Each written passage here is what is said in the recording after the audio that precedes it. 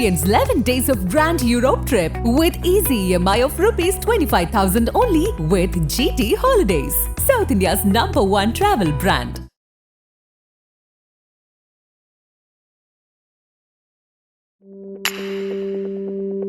Chai with Chitra.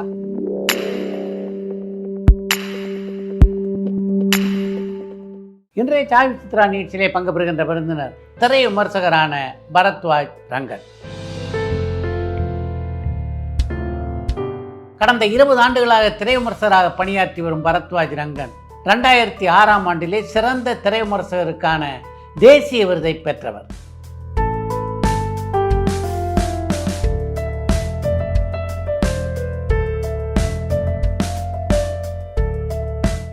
K. Balachander, Bharathi Raja, Mani Ratnam, Shankar, Kamal Haasan போன்ற தமிழ் சினிமாவின் முக்கியமான ஆளுமைகள் பல பேரை பேட்டி காணக்கூடிய வாய்ப்பினை பெற்ற பரத்வாஜ் ரங்கன் ஒரு பேட்டியாளராகவும் திரை விமர்சகராகவும் தன்னுடைய அனுபவங்கள் பலவற்றை இந்த நேர்காணலிலே பகிர்ந்து கொண்டிருக்கிறார்.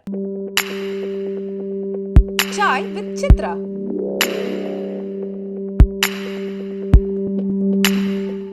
வணக்கம். வணக்கம். சினிமா துறையில் எங்கே உங்களுக்கு ஆர்வம் பிறந்தது? முதல்ல என்னை இந்த நிகழ்ச்சிக்கு அழைத்ததுக்கு ரொம்ப தேங்க்ஸ். பிகாஸ் நான் உங்களோட பெரிய விசிறி. நீங்கள் நடத்துகிற ப்ரோக்ராம்ஸ், நீங்கள் நடத்துகிற இன்டர்வியூஸ் எல்லாமே நான் பார்ப்பேன்.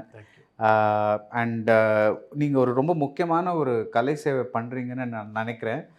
அது வந்து இது பிகாஸ் நம்மளுக்கு வந்து ஒரு ஒரு ஒரு காலகட்டத்தை நம்ம டாக்குமெண்ட் பண்ணுறதெல்லாம் நம்ம ஜாஸ்தி பண்ணுறதில்ல. கரெக்ட். ஸோ உங்கள் இன்டர்வியூஸ் வழியாக நிறையா விஷயங்கள் பதிவாகுது. ஸோ அது வந்து அதுக்கு ரொம்ப தேங்க்ஸ். பிகாஸ் நீங்கள் நேர்காணல் பண்ண எல்லாருமே வந்து ரொம்ப வேல்யூபுளான ஒரு டாக்குமெண்டேஷனாக நான் பார்க்குறேன். எதிர்காலத்தில் ரொம்பவே யூஸ்ஃபுல்லாக இருக்கிற ஒரு இதுவாக நான் பார்க்குறேன். So thank you for calling me on the show. எனக்கு ஆர்வம் எதில் பிறந்ததுன்னா, இது வந்து ரொம்ப இது வந்து சொல்ல முடியாதுல்ல. பிகாஸ் நம்மளுக்கு வந்து நம்ம டிவி பார்த்துட்டே இருக்கோம். திடீர்னு நம்மளை ஏதோ ஒன்று இழுக்குதுன்னா அது எதுனாலன்னு நம்மளுக்கு புரியாது. அதான் நான் சொல்லுவேன். சில பேருக்கு வந்து ஸ்போர்ட்ஸாக இருக்கலாம், சில பேருக்கு வந்து கிரிக்கெட்டர், சில பேருக்கு வந்து பாட்டு, டான்ஸ் அந்த மாதிரி போவாங்க, சில பேர் வந்து குக்கிங்காக இருக்கலாம், சில பேருக்கு வந்து வேறு ஏதாவது இருக்கலாம், சயின்ஸ் அந்த மாதிரி ஒரு இன்ட்ரெஸ்ட் இருக்கலாம். எனக்கு எப்பவுமே இசை, படங்கள் இது மேலே ரொம்ப ரொம்ப ஒரு பெரிய ஆர்வம். பிகாஸ் எல்லாருமே வந்து வீட்டில் அந்த மாதிரி தான் ஒரு சூழல். அதனால் ஸோ அப்படியே ஸ்லோவாக எனக்கு எப்படி வந்து நீ கரெக்டாக வந்து இந்த படம் பார்த்து தான் எனக்கு வந்து ஆர்வம் வந்தது அந்த மாதிரி சொல்ல தெரியல.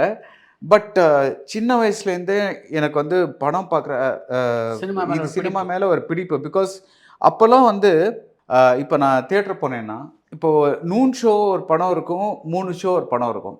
ஸோ இந்த நூன் ஷோவில் பழைய படம்லாம் காமிப்பாங்க. தட் இஸ் இப்போ தான் வந்து எல்லாமே அந்த புது படங்களாக இருக்குது. பிகாஸ் எல்லாமே யூடியூப்பில் இருக்கிறதுனால இந்த பழைய படங்கள் வந்து இந்த ரீரன், இந்த இந்த இந்த மேற்கு மாம்பலம் சீனிவாசா, ஈராஸ் தேட்டர், தியாகராஜா, ஜெயந்தி, கபாலி, காமதேனு, இதிலெல்லாம் வந்து இதில் வந்து புது படம் உடனே வராது.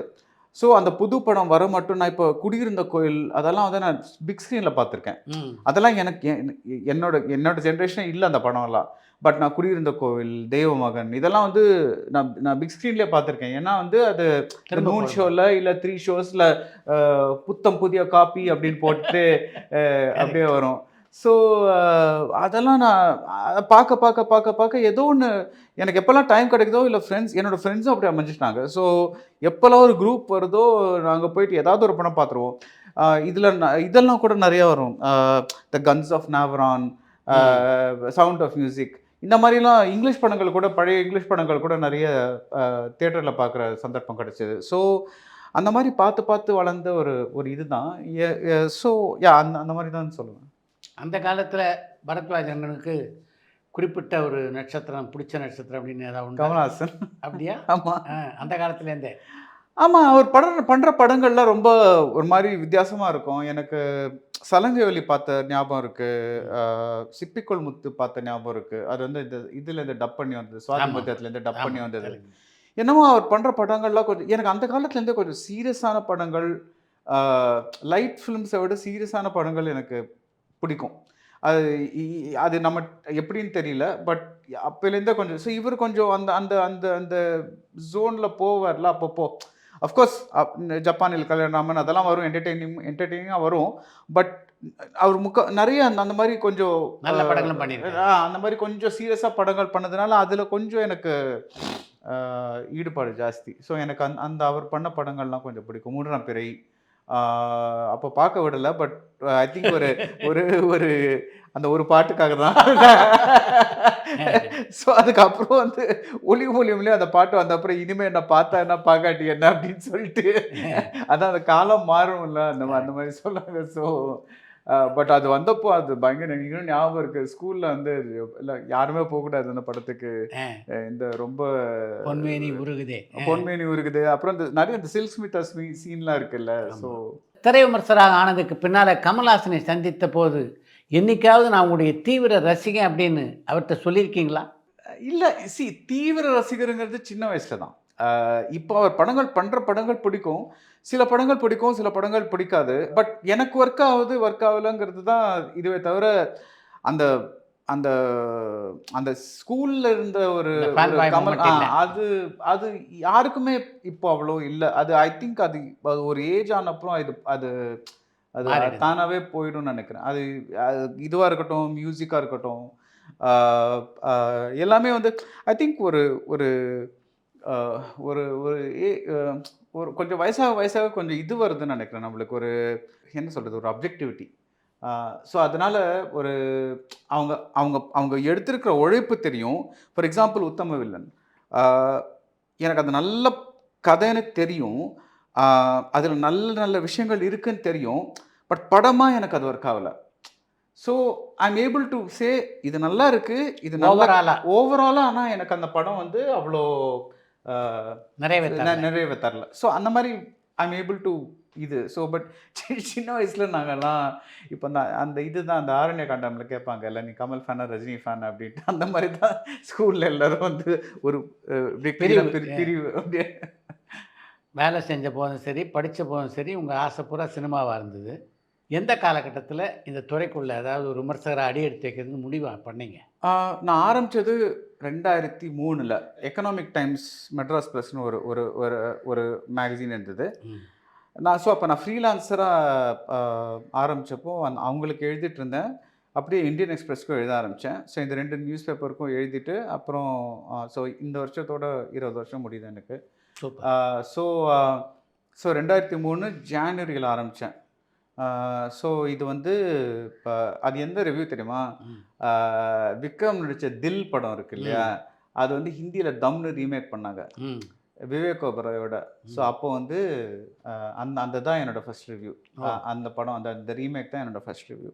So that is first publish ஆன ரிவ்யூ.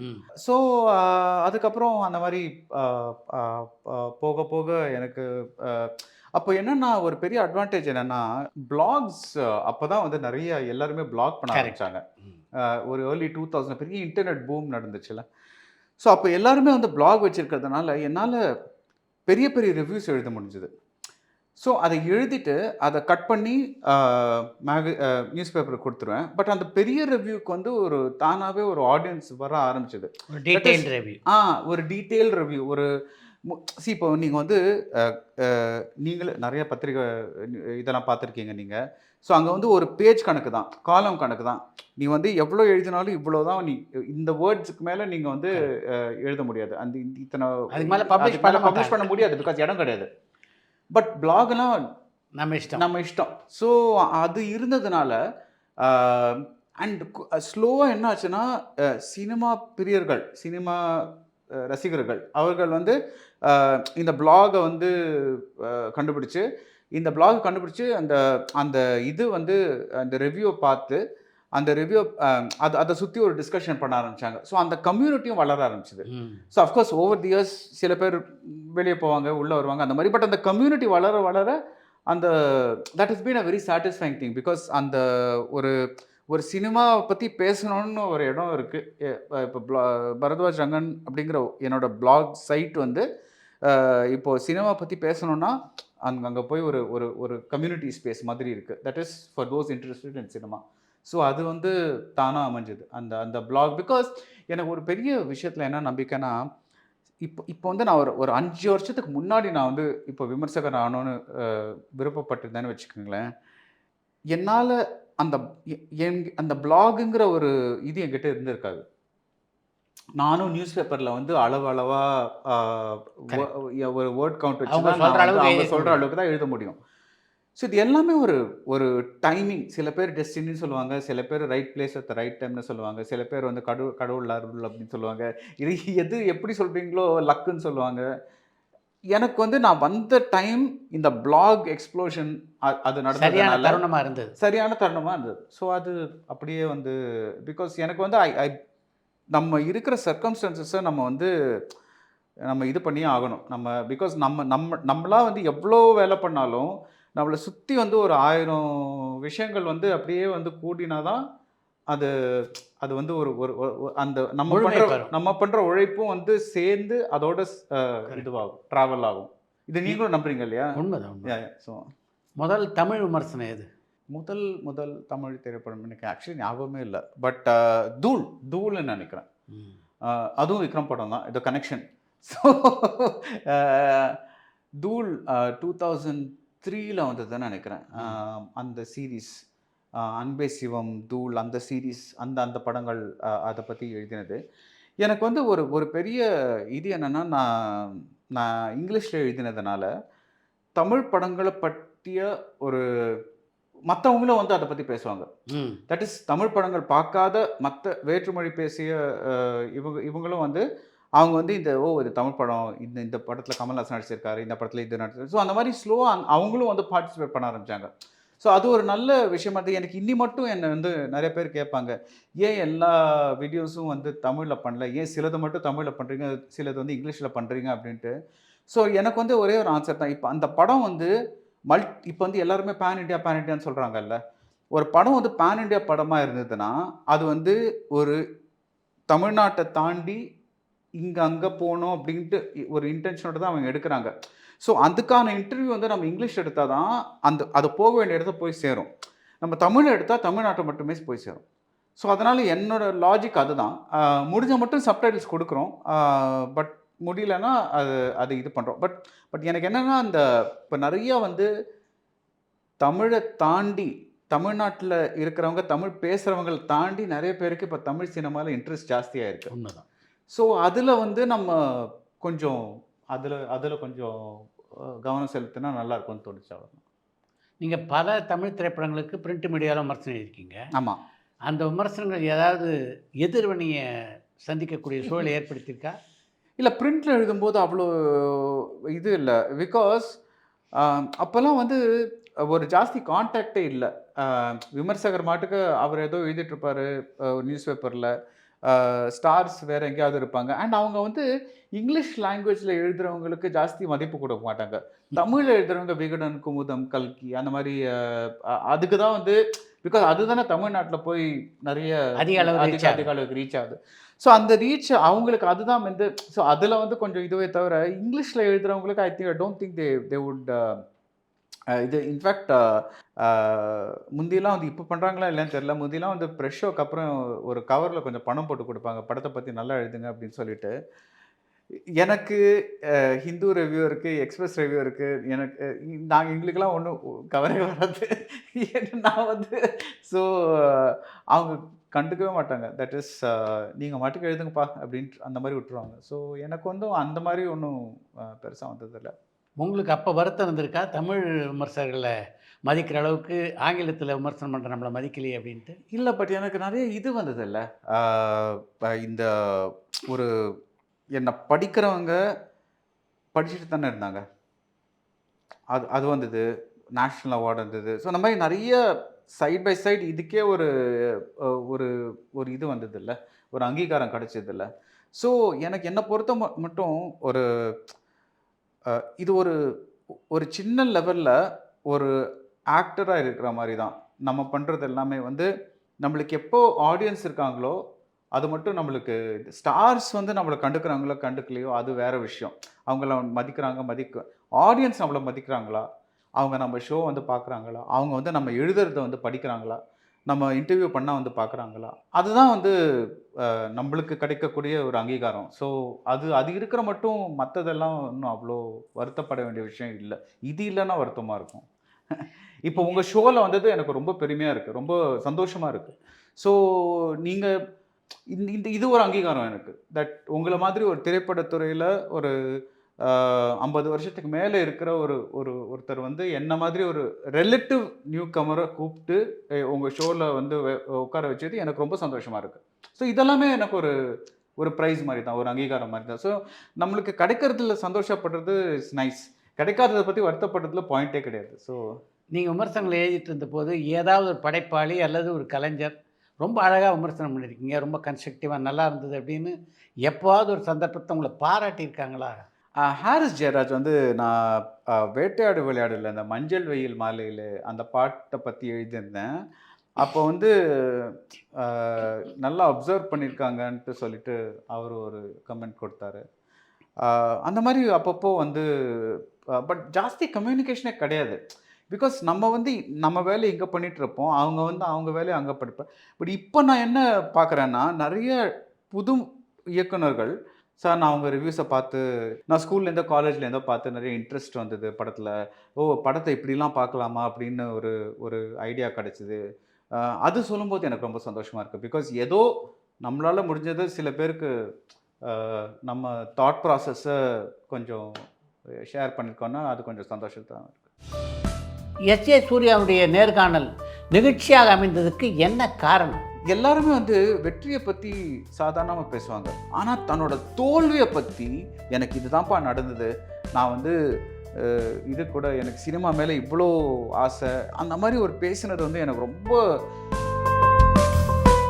விமர்சனங்களை தாண்டி நீங்கள் பேட்டி எடுத்த முதல் சினிமா பிரபலம்னா யார்? வெற்றிமாறன். அவர் வந்து இதுக்கு போயிருந்தார், ஆஸ்கர் கேம்பெயின். ஸோ அவரோட ஆஸ்கர் கேம்பெயின் எப்படி நடந்துச்சு. பல நடிகைகளை பேட்டி எடுத்துருக்கீங்க, அதில் உங்கள் நினைவில் நிற்கிற பேட்டினா எந்த நடிகையுடைய பேட்டி? ஐஸ்வர்யா ராஜேஷும் ஒரு வாட்டி பேசினாங்க, ஏன் வந்து பெரிய ஹீரோக்கள்லாம் எங்ககிட்ட வரமாட்டேங்கிறாங்க, பாம்பே ஹீரோயின்ஸ் கிட்டே போகிறாங்க. அவங்க ஓப்பனாகவே சொன்னாங்க, அவங்கள வந்து நான் பயன்படுத்த மாட்டேன், இந்த மாதிரி ரோலுக்கு தான் கூப்பிடுவேன். பரபரப்பான சினிமா செய்திகள், நட்சத்திரங்களின் பேட்டிகள், சினிமா வரலாறு ஆகியவற்றை பார்க்கவும் படிக்கவும் உங்களுக்கான இணையதளம் tourantalkies.co.